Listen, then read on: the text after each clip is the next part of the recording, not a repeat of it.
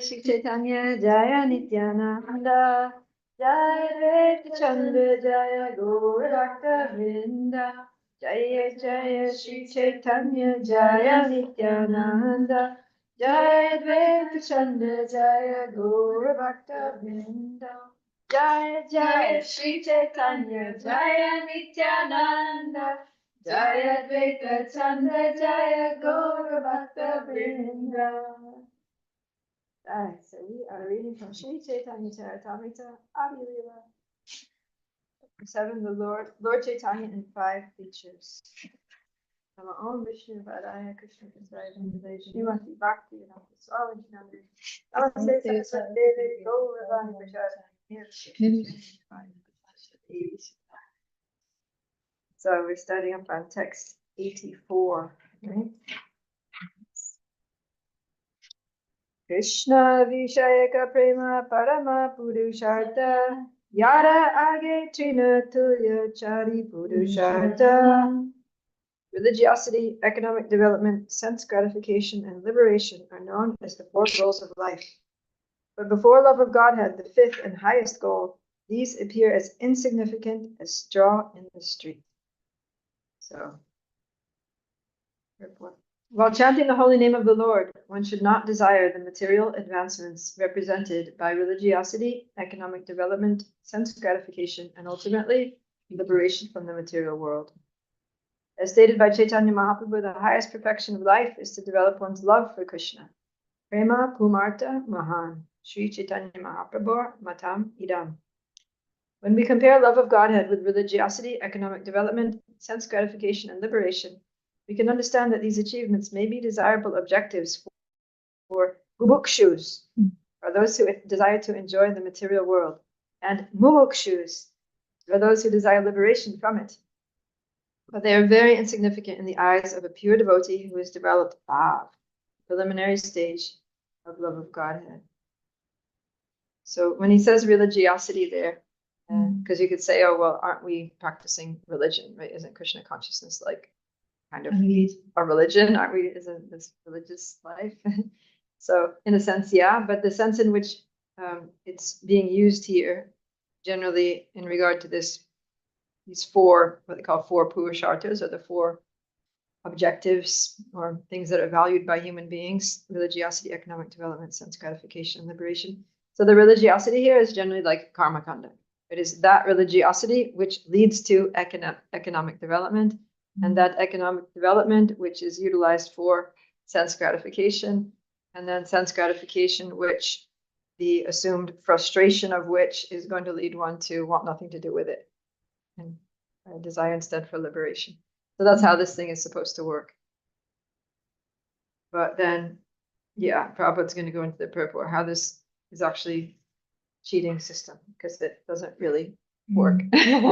Right? We're not seeing that people who are religious, who go to church or go to their place of worship and pray for bread, pray for money, pray for material successes and gains, and when they get them and they enjoy life, they don't necessarily become inspired about getting out of material life. They just want to enjoy more. Right? It's like they get something good and they want more. They just keep going back and asking God for more and more and more and more. Yeah. So then, second paragraph here: Dharma, religiosity; artha, economic development; kama, sense gratification; and moksha, liberation, are the 4 principles of religion that pertain to the material world. Therefore, in the beginning of Srimad Bhagavatam, it is declared Dharma projitakaitavo tra. Cheating religious systems in terms of these 4 material principles are completely discarded from Srimad Bhagavatam. For Srimad Bhagavatam teaches only how to develop one's dormant love of God. Yeah, so that's the second verse of the Bhagavatam. It's like completely rejecting all religious activities which are materially motivated. This Bhagavad Purana propounds the highest truth, which is reality distinguished from illusion for the welfare of all. So even these mundane systems of religion like prosperity gospel, karma kanda, they're all mundane, cheating religions that are rejected by the Srimad Bhagavatam. The Bhagavad Gita is the preliminary study of Srimad Bhagavatam, and therefore it ends with the word Sarva Dharman Parityajya, Mam ekam sharanam vraja. Abandon all varieties of religion and just surrender unto me. Yeah, so Krishna's like, abandon these mundane religious principles and practices and just surrender unto me. So yeah, so people might think it's strange, like, why is God telling us to give up religion? Doesn't God want us to be religious? So yeah, but he's saying no, all these dharmas, all these so-called religions that are mundane, that are just aimed at getting material benefits, which is most people. Most people, even, like one devotee, I think I mentioned this to you, right? One devotee, just for fun, he went to Govardhan Hill in India. So Govardhan, Giriraj Govardhan, that's in Raj. It's like in the most exalted spiritual place in the universe. And people go there and they do Dandavat Parikram, like lie down on the ground, pay obeisances, and like that. It takes them days and weeks to finish, right? So he was actually going there and he was interviewing people. And he had a Hindi translator. He was a European, but he had a Hindi person there. Indian person who spoke Hindi who was translating. So they're asking people, why are you doing this? What is your motivation? What do you want to get out of this? Why are you here? Basically. And they were pretty much everybody was like, oh, my grandmother is going in for an operation and we want it to come out a success. Or, oh, my daughter is already 30 something and not married. She needs a husband. Oh, my son is failing in school and we want him to, do better in his studies or whatever, it was all like that. Or we started a new business, but it's struggling. And so we need God to help save the business. It was literally like all those kinds of things. And the devotee who was doing it, he showed us, he made a video, he like put it together in a video and he showed it at one of, it was one, like a drama night. And so we watched the drama and before the drama, he was like, I'm gonna show you this fun video that I made. And we were like in stitches, because for devotees, it's like we hear this all the time in Prabhupada's books. Yeah. And it's like sometimes it gets to the point where you're just like, yeah, why would you ask God for, material things? But then you hear people, it's like, wait, because we go to Govardhan Hill and we see these people like families and old ladies and children doing Dandavat Parikram. We're like, oh my God, these people are like so devotional. These are pure devotees. They're going straight back to Godhead. And we're thinking, they're so much more exalted than us. And then it's like, you get to know their consciousness. It's like, would they be able to, like, I know for sure Krishna is very merciful, he would bless them with whatever they want, they would help them, but they won't be able to go back to Godhead if they don't have pure intention of yeah. Krishna doesn't interfere with our free will. So if you want to have a good, successful material life in the material world, then Krishna's like, all right, easy. Take it. But devotional service is more difficult. Yeah, Krishna's not going to force us. But because they went to Braj, because they did some worship of Govardhan Hill, even if it was for the wrong reasons, but they did a good thing. They have faith in Giriraj. So then because of that, then Krishna will make some arrangements in their life to help them understand the futility of material pursuits. Yeah. Maybe that's why they say once you go to Vrindavan, you will never come back to the material world. That's what they say. I don't know if the scripture says or no. Yeah, Krishna will end up. That's why Krishna says, if you want to, Rupa Goswami wrote this famous verse, Bhakti Rasamrita Sindhu. He said, if you want to maintain your happy material life with your family and friends and your, all your home and everything, then don't go to the bank before playing the flute, because once you've seen him, it's all over.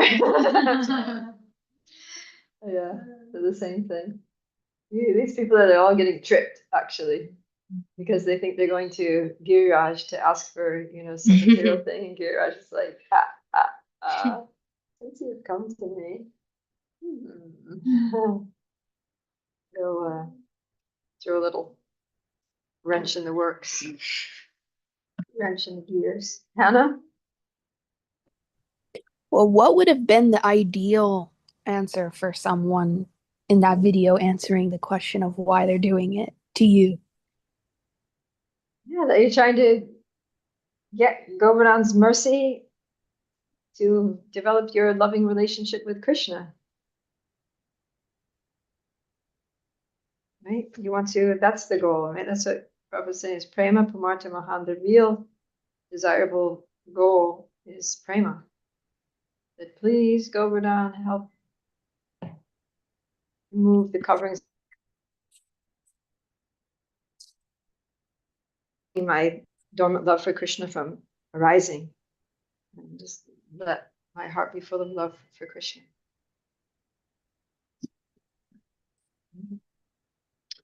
Yeah, so that's what he's saying here.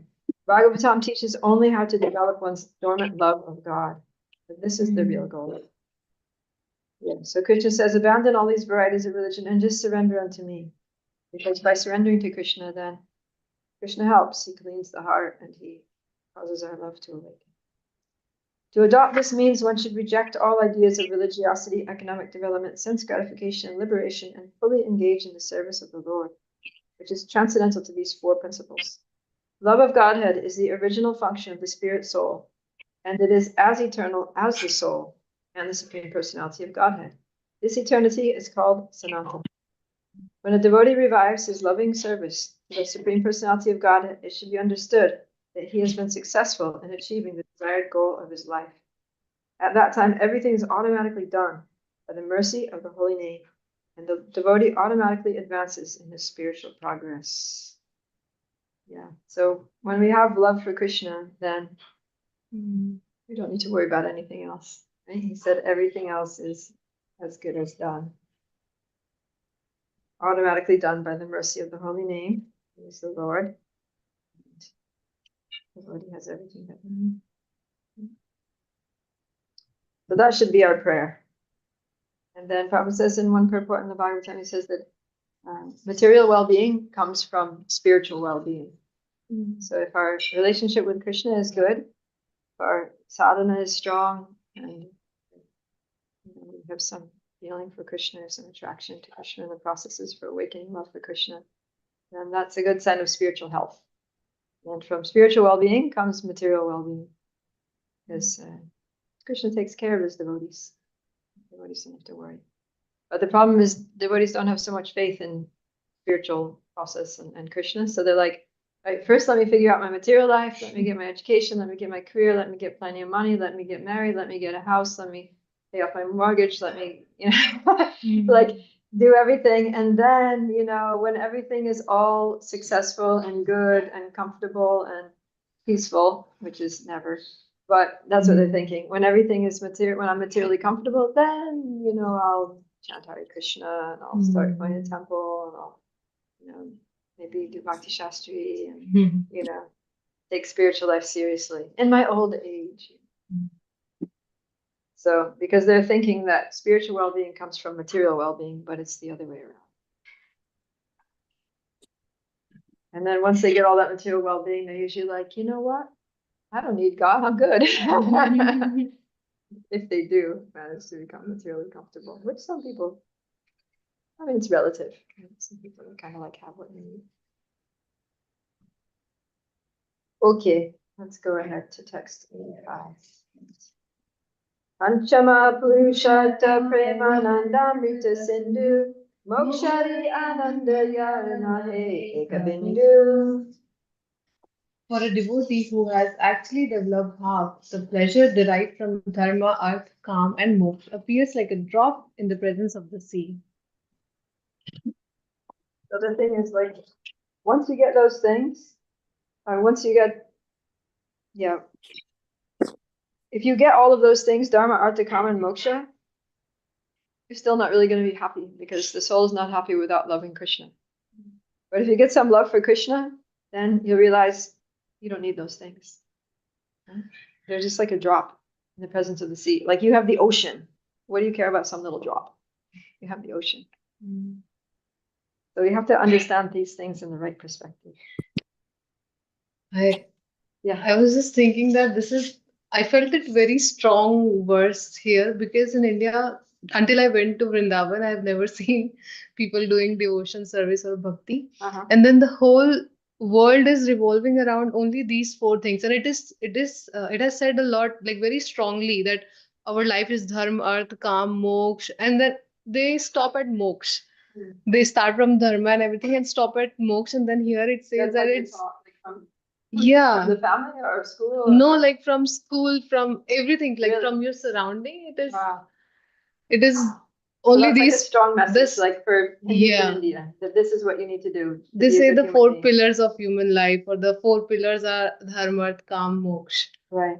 And I, I feel it is so strong here. And even when we are a devotee, some like you made a point where you said that it's never gonna end. Like you go to the old age, so sense gratification, this artha and everything is never gonna end.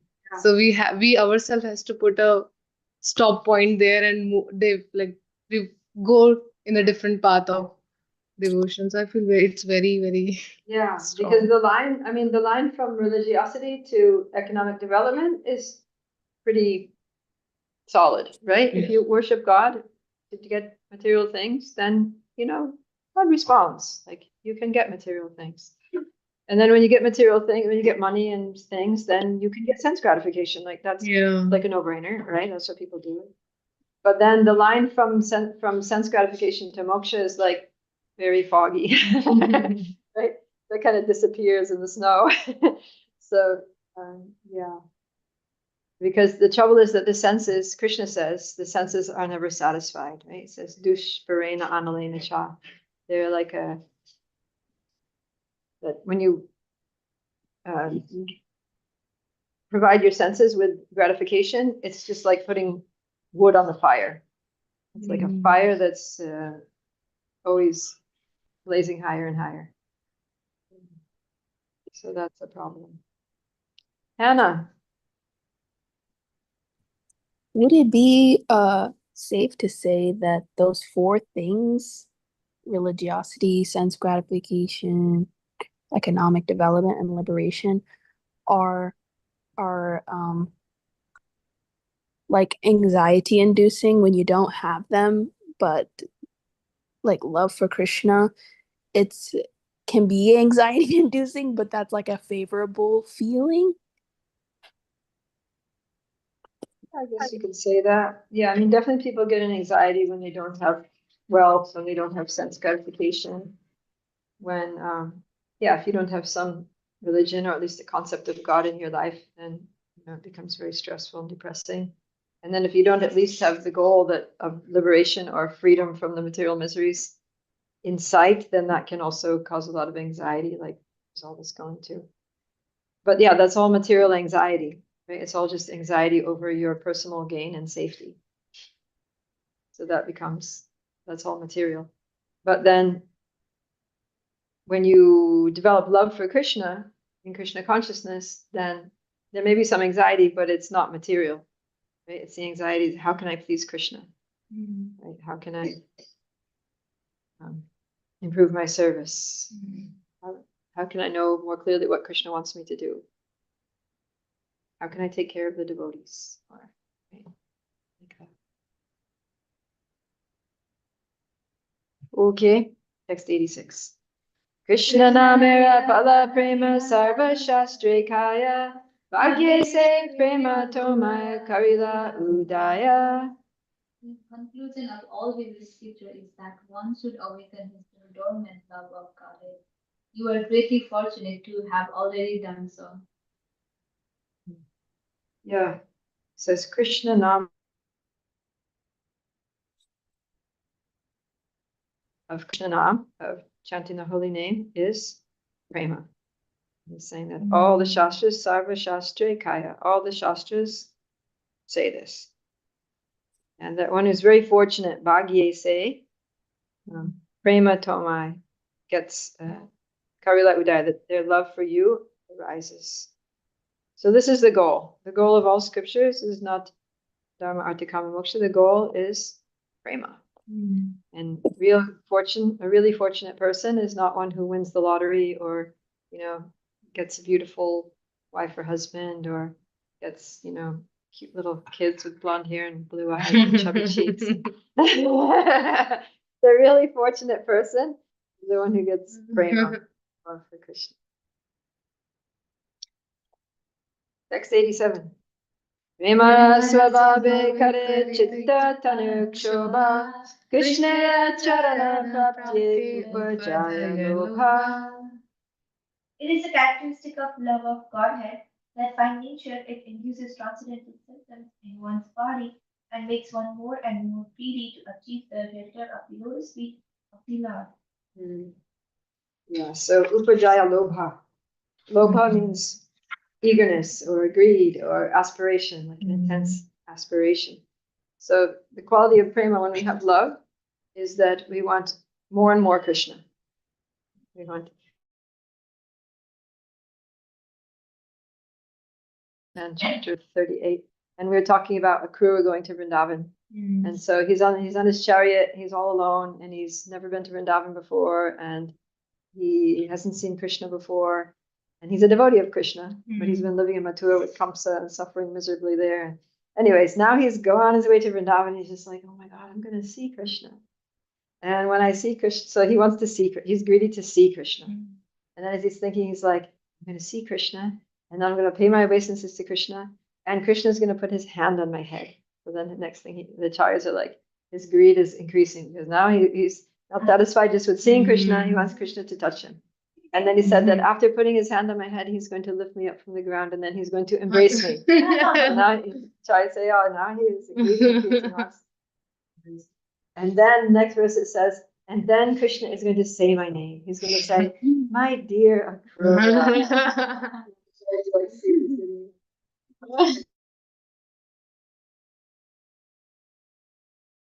Krishna and Balaram will take me by the hand. They're going to take me to the house, and then they're going to give me a seat, and they're going to give me food, and they're going to give me water, and they're going to ask me how I'm doing. He's just like pushing it.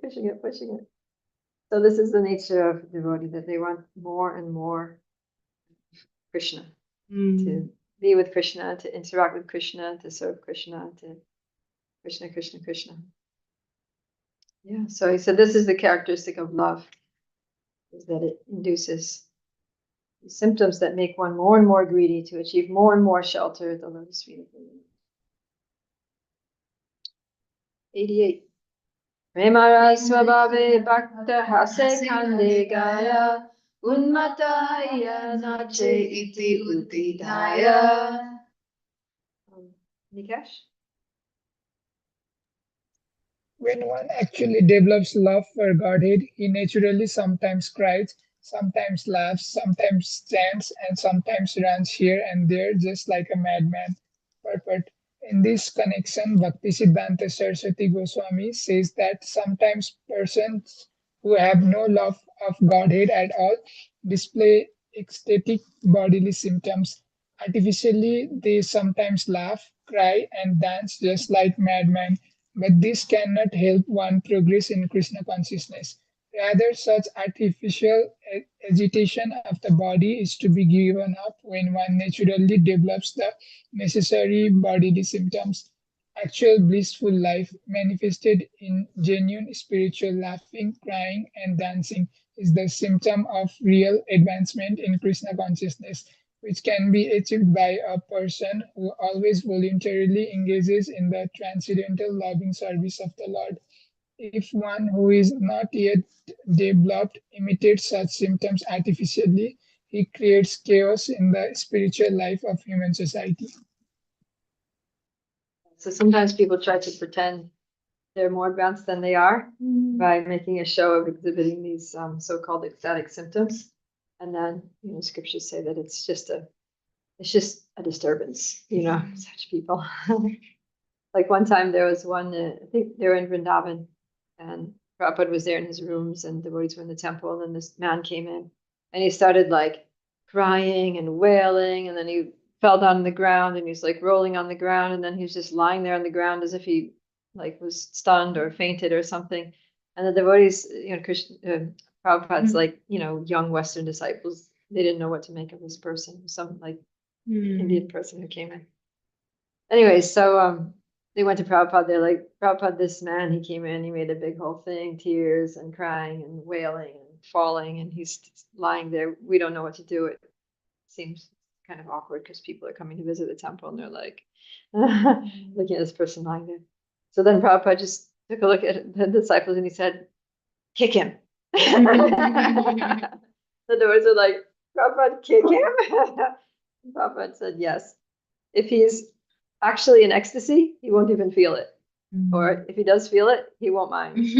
If he's not in ecstasy, then and he's a cheater, he's just a fake, then he'll get angry and shout at you, and then he deserved to be kicked. I think they did. I think they went. I don't think they actually kicked him, but I think they kind of like shook him a little bit, and then he got all angry and left. So yeah, he was a fraud. So yeah, there's some people that want to, make a show of being advanced when they're not really, for the sake of being worshipped and everyone thinking, oh Maharaj, so much love, so much bhakti. So yeah, that's why. So these are some of the ecstatic symptoms, but in the Nectar of Devotion, Bhakti Rasamrita Sindhu Rupa Goswami says that the actual symptoms of bhav, the platform of bhava bhakti, are different. That when we want to try to figure out whether someone's actually on a high level of advancement, he gives I can't remember how many. It's right at the beginning of chapter 16. There's a list. I think it's like 9 things. You want to find it? Nectar Devotion, chapter 16. I'm just going to pull it up for us. And those symptoms, he says, are reliable symptoms. So when we see those things, then we can, and they're all observable, right? They're all like, it's not just dependent on what someone's feeling, because bhav means a feeling, but you can't know what someone's feeling. They know and Krishna knows. But there are reliable, observable symptoms of bhav. You got it? The whole purple thing. Huh? Just go to the beginning. Very beginning Verse of 16. chapter 16. Nectar of Devotion. Symptoms of. It's not called symptoms of. You just go. Okay, I'll find it. I thought you could just open the database. Yeah, It's like long. Huh? Oh, maybe it's not chapter 16. Might be 17. I could go to 17. Oh,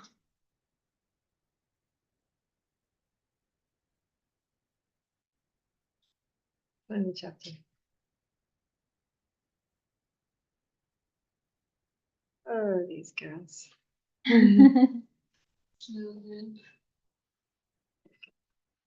Got it? Yeah. Okay, you want to read that? The list, right? Chapter 17. Yeah. Oh, you got the book there. That's smart. You're just giving the ecstatic book. love.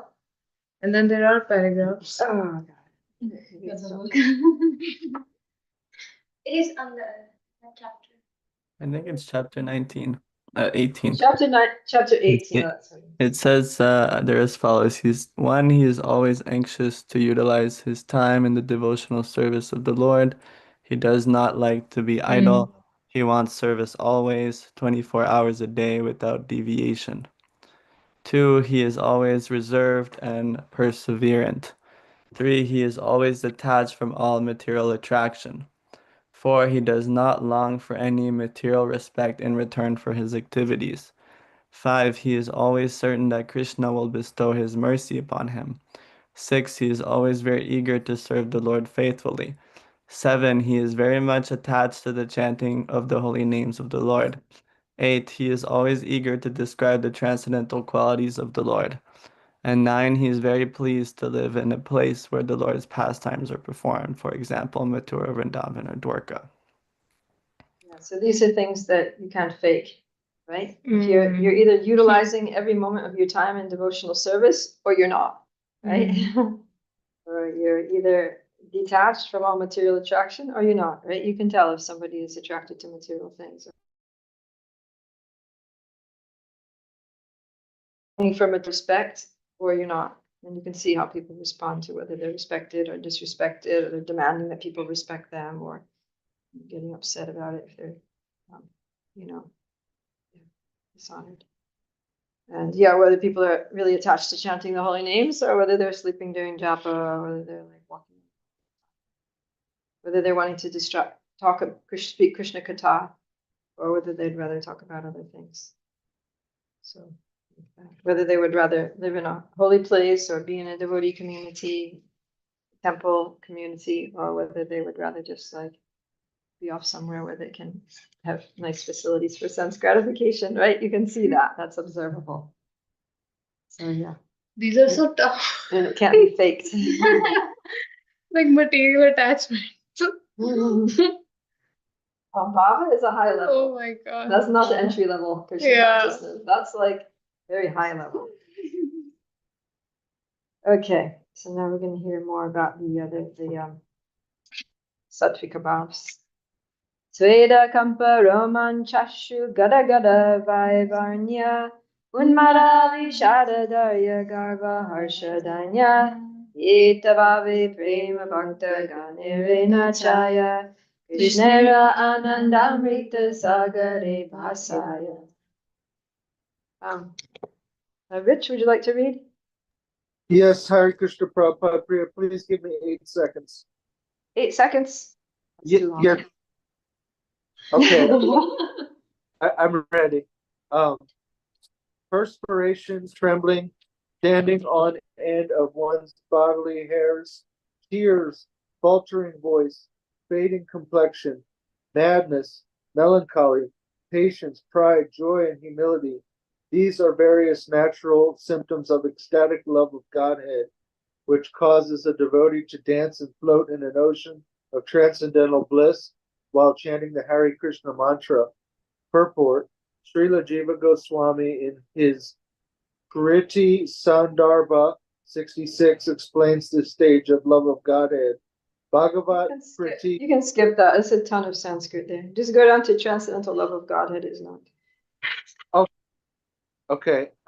Transcendental love of Godhead is not under the jurisdiction of the material energy, for it is the transcendental bliss and pleasure potency of the Supreme Personality of Godhead. Since the Supreme Lord is also under the influence of transcendental bliss, when one comes in touch with such bliss and love of Godhead, one's heart melts, and the symptoms of this are standing of the hairs on end, etc. Excuse me. Sometimes a person thus melts and manifests these transcendental symptoms, yet at the same time is not well behaved in his personal transactions. This indicates that he has not yet reached complete perfection in devotional life. In other words, a devotee who dances in ecstasy, but after dancing and crying appears to be attracted to material affairs, has not yet reached the perfection of devotional service, which is called asaya suddhi, or the perfection of existence. One who attains the perfection of existence is completely averse to material enjoyment and engrossed in transcendental love of Godhead. It is therefore to be concluded that the ecstatic symptoms of asaya suddhi are visible when a devotee's service has no material cause and is purely spiritual in nature. These are characteristics of transcendental love of Godhead, as stated in Srimad Bhagavatam 126. Do you want me to skip that, Prabhupada Priya? You can if you want. Yeah. Okay. That religion is best which causes its followers to become ecstatic in love of God, that is unmotivated and free from material impediments. For this alone can completely satisfy the self. Thank you. Yeah, so that's point here is that materialistic religion that's materially motivated is not going to satisfy the self. And some person coming along and faking some, so-called ecstatic symptoms, they might fool a few people, but it's not going to be satisfying to the self.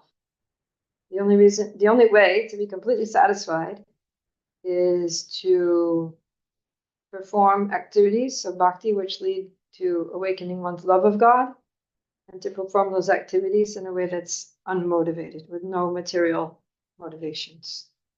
And then, even if we're not on the perfectional stage yet, but just by doing unmotivated devotional service, we're going to be satisfied. It's going to be satisfying because we're doing exactly what Krishna wants us to do. Hannah, In the three levels of God realization, are Paramatma realization and Brahman realization, are they like also materially motivated? They can be, right? It just depends on the individual. Right? Somebody, I guess, could be worshipping the all-pervasive Brahman with a view to merge into Brahman, but yeah, they might be, they might be doing it for some material reason. Right? Is Anybody that can not worship. desire for liberation? Yeah, I mean, the way that the Gaudiya Vaishnava scriptures talk about liberation is that it's practically a material desire, because it's like, it's just there. You can say positive material desires, like I want a material thing. And then there are negative material desires that are, I don't want this material thing.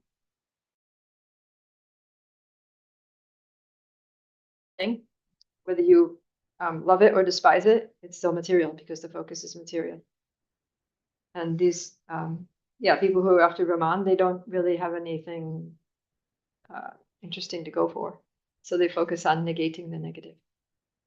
1918. Ajit? Hare Krishna. I'm just wondering about pride. What does that mean when you have the symptom of pride? You just become proud, or what is that? I mean, pride, it just means that you think you're great, you think you're better than other people. And it's just basically based on illusion, because the great person is Krishna and we're all small. Right? Krishna's Well, here small. it's said as like a symptom of ecstatic love. It says you have pride. It's in the list Oh, here. pride. That's what Oh, I like mean. that. So, That's what I'm wondering. It doesn't sound Okay, pride positive. is an ecstatic symptom. Yeah. Yeah, so that's like when the gopis, they they sometimes become proud and they chastise Krishna and things like that. Or the cowherd boys, they're like, yeah, Krishna, I just beat you at wrestling. You're a wimp. To see how strong I am. Everybody now come here and feel my arms or something, like they start boasting and things. So that's out of their ecstatic love. Yeah, even I was reading about Akrura, and he's going to Vrindavan, and he's thinking, he's thinking about all the things that are going to happen, and he's saying, now that I have this chance to go see Krishna in Vrindavan, and my birth is being glorified.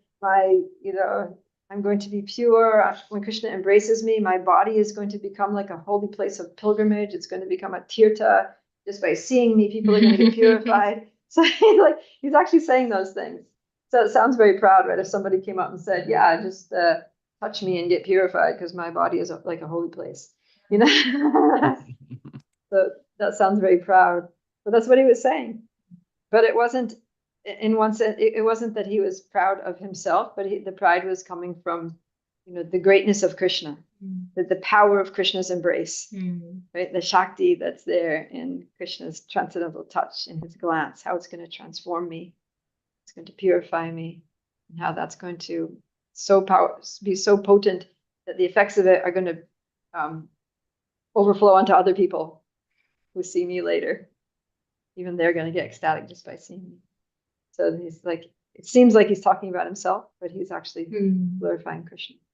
The pride that I belong to Krishna.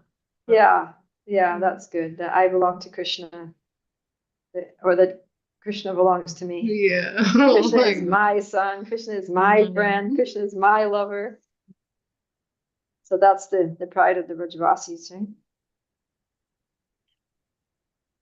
I think I've heard Prabhupada talk about this too. This like when a son is really proud of his father, I have the best father. He's so strong. He's so great, like that. Yeah. Yeah. Good. Okay, text 91. Ale haila bhaile tumi parama purushartha tamara premete ami hailan kritartha. Hannah. Me? It is very good, my dear child, that you have attained the supreme goal of life by developing love of Godhead. Thus you have pleased me very much, and I am very much obliged to you. Purport. According to the revealed scriptures, if a spiritual master can convert even one soul into a perfectly pure devotee, his mission in life is fulfilled. Srila Bhaktisiddhanta Saraswati Thakur always used to say, even at the expense of all the properties, temples, and mutts that I have, if I could convert even one person into a pure devotee, my mission would be fulfilled.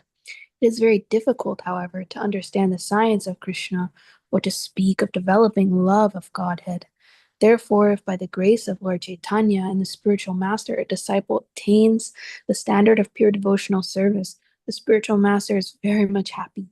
The spiritual master is not actually happy if the disciple brings him money, but when he sees that a disciple is following the regulative principles and advancing in spiritual life, he is very glad and feels obliged to such an advanced disciple. Yeah, that's true. Does anyone remember who's talking? Saying it's very good, my dear child, that you have attained love of God. Who's talking to who here? Well, Lord Chaitanya Chaitanya's spiritual Mahaprabhu master. to like he's between all the sannyasis and the head of the sannyas. No, his No? spiritual master is speaking to him. Yeah, Because Lord Lord Chaitanya. Chaitanya Oh, went to him and yeah. said, I'm feel like a madman. What's happening? And he explained it to him. Yeah. And now his Yeah. spiritual master is saying, you're actually perfect. Yeah, remember? Yeah, he said, Anish Prabhu said to Lord Chaitanya, yeah, don't worry, you're doing everything right. It's actually the nature of this Hare Krishna mantra, the holy names of God, that they make you into a madman. They cause divine madness. That is the desired result coming from love of God. And that's why he's describing all these ecstatic symptoms, because Lord Chaitanya is like, I'm chanting this, I'm going mad, I'm like dancing and I'm laughing and I'm crying and I'm falling on the ground and What is happening? what is happening? This thing has induced some disease in me. It's like, no, no disease. It's all good. A-okay. This is the effects of chanting the Hare Krishna mantra. Wait, but like, who is it though? Because I remember in the previous verses, it was like, if one feels any doubt, he should go to his spiritual master. But who is speaking? Ishvara Puri is speaking. Ishwara Puri. Yeah, this is Ishvara Puri. Lord Chaitanya's But- Guru is speaking. Isn't it like the leader of the sannyasis asked Mahaprabhu that why Yeah. are you doing this, and then Yeah. Mahaprabhu narrate this that Yeah, okay, so you could say, Yeah. so Lord Chaitanya is speaking, but he's saying, Yeah. this is what my Guru Guru said. said. My Guru said these verses. But I thought Lord Chaitanya took sannyas from Keshava Bharati. This is before Really? that. He Oh. didn't take sannyas yet. He just got his first initiation. This is after his first initiation. He got all ecstatic. So then why do you take sannyas from a Mayavadi? Yeah, one reason is there weren't Vaishnava sannyasis at the time, or at least not locally to him. The other thing was so that he could preach to the Mayavadis, because if he was a Vaishnava sannyasi, then they wouldn't have invited him. They wouldn't have been like sitting down and eating. He's like, they're like, you're one of us. You should come eat with us. So it was a preaching strategy. It was like sometimes when devotees will go like out preaching, they'll like, just wear regular clothes so people don't know they're devotees, and they just think, oh, you're just one of us. And, oh, you have some wisdom? Sure, I'm interested. Let me hear. But if you come with like, tilak and sari and dhoti and whatever, they might be like, oh my God, some religious fanatic. Stay away from them. So, yeah. 92.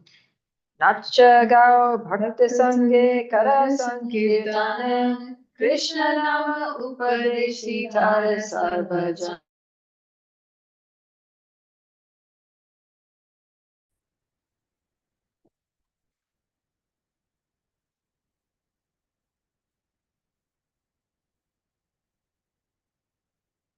Bridget? You gotta unmute yourself. It totally like froze when you said my name, so I didn't hear it. Sorry. Okay. Oh, okay. It got stunned in I just ecstasy. thought you were just chilling. I don't know. Okay. My dear child, continue dancing, chanting, and performing Sankirtan in association with devotees. Furthermore, go out and preach the value of chanting Krishna Nam, For by this process you will be able to deliver all fallen souls. Haribol. Purport. It is another ambition of the spiritual master to see his disciples not only chant, dance, and follow the regulative principles, but also preach the Sankirtan movement to others in order to deliver them. For the Krishna consciousness movement is based on the principle that one should become as perfect as possible in devotional service oneself, and also preach the cult for others' benefit. There are two classes of unalloyed devotees, namely Goshanandis and Bhajananandis. Bhajananandi refers to one who is satisfied to cultivate devotional service for himself, and Goshananandi is one who is not satisfied simply to become perfect himself, but wants to see others also take advantage of the holy name of the Lord and advance in spiritual life. The outstanding example is Prahlad Maharaj.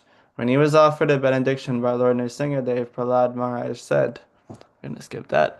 My dear Lord, I have no problems and want no benediction from you, because I am quite satisfied to chant your holy name. This is sufficient for me, because whenever I chant, I immediately merge in an ocean of transcendental bliss. I also lament to see others bereft of your love. They are rotting in material activities for transient material pleasure and spoiling their lives, toiling all day and night simply for sense gratification, with no attachment for love of Godhead. I am simply lamenting for them and devising various plans to deliver them from the clutches of Maya. Bhagavatam 7:943. Srila Bhaktisiddhanta Saraswati Thakur explains in his Anubhasya. A person who has attracted the attention of the spiritual master by his sincere service likes to dance and chant with similarly developed Krishna conscious devotees. The spiritual master authorizes such a devotee to deliver fallen souls in all parts of the world. Those who are not advanced prefer to chant the Hare Krishna mantra in a solitary place. Such activities constitute, in the language of Srila Bhaktisiddhanta Saraswati Thakur, a type of cheating process in the sense that they imitate the activities of exalted personalities like Haridas Thakur. One should not attempt to imitate such exalted devotees. Rather, everyone should endeavor to preach the cult of Sri Chaitanya Mahaprabhu in all parts of the world, and thus become successful in spiritual life. One who is not very expert in preaching may chant in a secluded place, avoiding bad association, but for one who is actually advanced, preaching and meeting people who are not engaged in devotional service are not disadvantages. The devotee gives the non-devotees his association but is not affected by their misbehavior. Thus, by the activities of a pure devotee, even those who are bereft of love of Godhead get a chance to become devotees of the Lord one day. In this connection, Srila Bhaktisiddhanta Saraswati Thakur advises that one discuss the verse in Srimad Bhagavatam beginning Naitat Samacharit Jatu Manasapi Hyanishvara 10:33:30, and the following verse in Bhakti Rasamrita Sindhu 1-2-255. Anasaktasya Vishayan Yatarham Upayanjitaha Nirbandha Krishna Sambande Yuktam Vairagyam Uchati. One should not imitate the activities of great personalities. One should be detached from material enjoyment and should accept everything in connection with Krishna's service.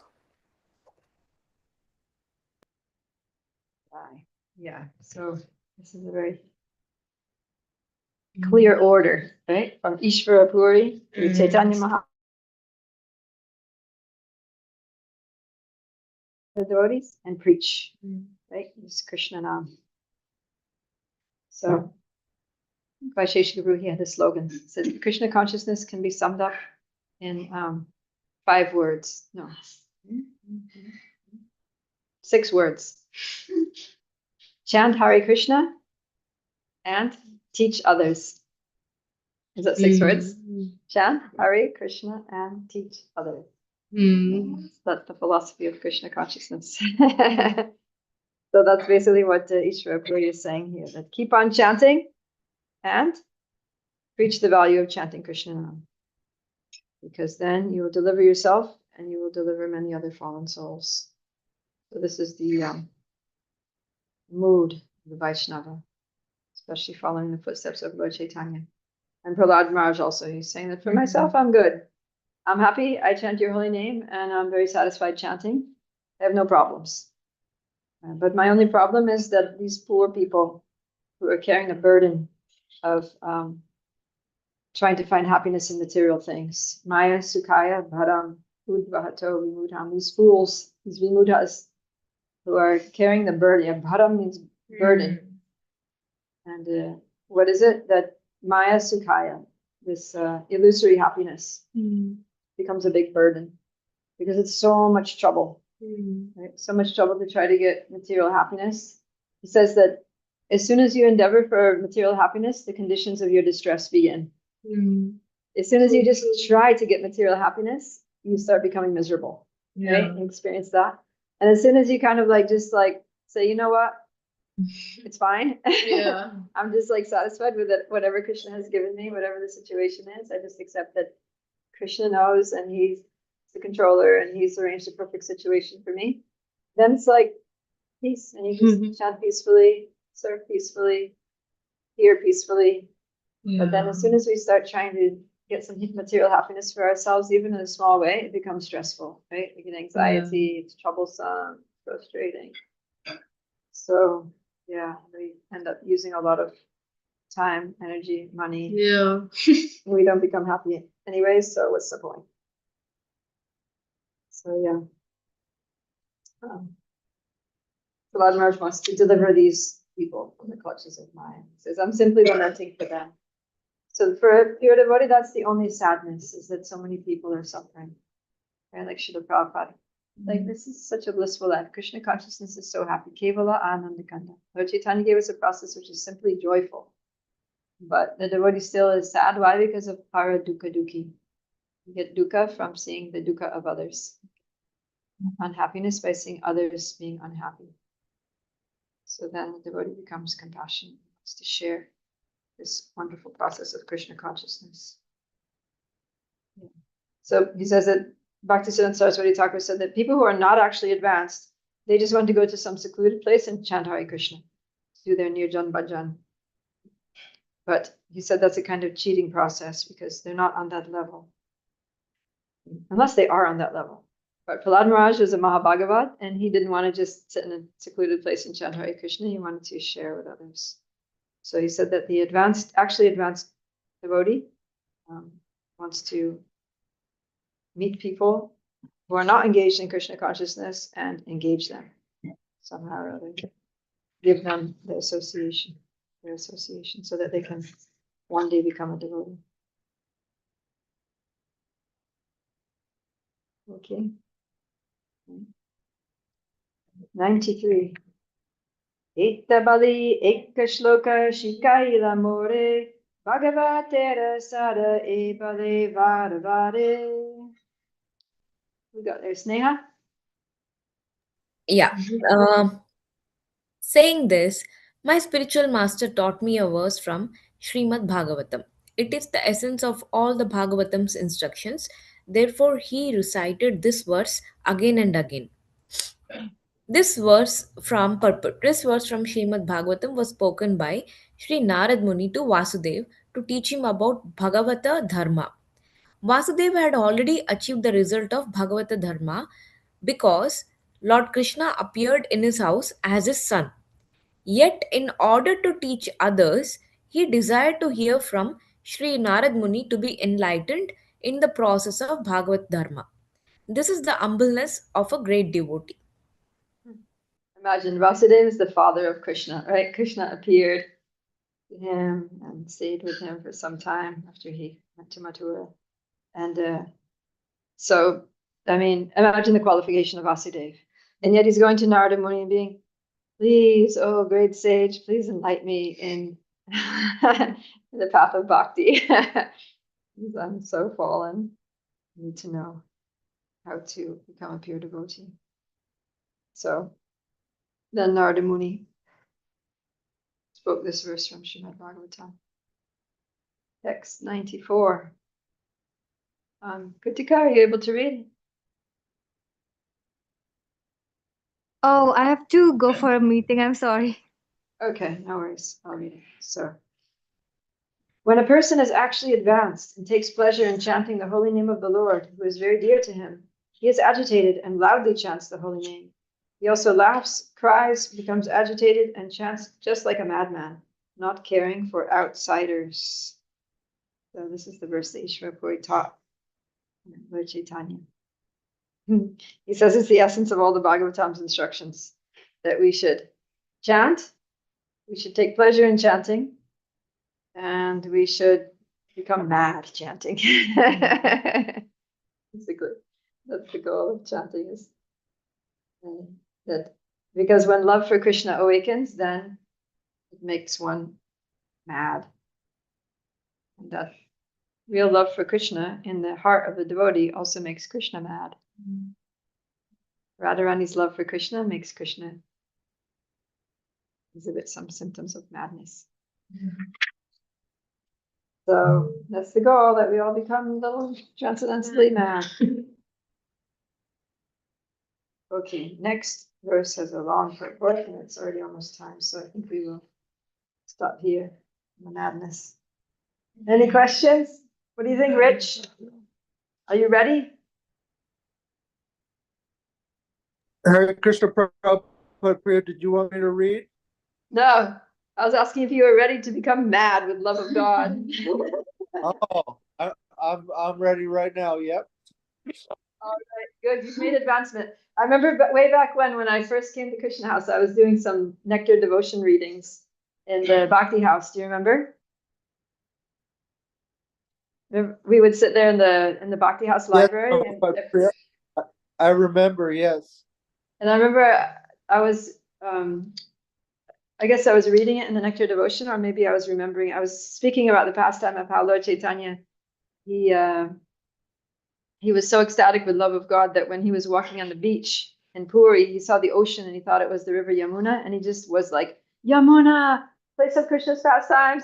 And then he just went running and he dove into the ocean, and then he fainted in the ocean, and then he got tossed under the waves, and then he got caught in the fisherman's net, and then the fisherman thought he was a dead body, and the fisherman became afraid, but because he touched Lord Chaitanya, he started chanting, and Lord Chaitanya got so ecstatic that his arms came out of his sockets and his legs came out of his sockets, and he was like a big, long, golden mess of transcendental madness.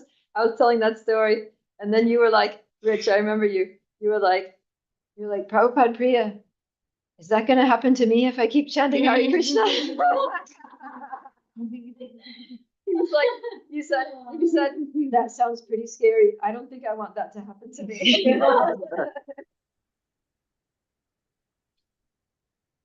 I said, Thanks don't worry, Rich. Priya. Do you remember? Thanks. I do remember. Thank you for remembering. That was years ago. So funny. And I was like, how did I answer your question? What did I say? You remember that? Your answer to the question? Yeah. When you said, is that going to I happen don't to me? remember. I think you were saying that it was a good thing and that you'll be okay. Like, even though this stuff is happening, maybe you won't feel the bad parts and you'll just be something like that. Was that right? Yeah, you'll be so ecstatic. I mean, ecstasy means you're happy. So when you're exhibiting symptoms of ecstasy, there's no distress there, right? It's just like when the sun rises, there's no darkness. So when ecstasy like that rises, there's no suffering. But also I said that Krishna is not going to allow that to happen if you don't want it to. But I do want it to, Prabhupada Priya. I really do. All right. That's what I'm saying. You've made some spiritual advancement. Oh, You have faith. You have faith in transcendental loving madness. You became a yes, true Gaudiya Vaishnava. Thank you, Prabhupada Priya. Okay, very good. All right, so we'll end here. We'll continue tomorrow from text 95, 96. Shri Chaitanya Charitamrita ki jai. Shri Krishna's Kaviraj Goswami ki jai. Shri Ishvar Bhuri ki jai. Ki Jai. Ki Jai. Ki Jai. jai. Jai. Jai.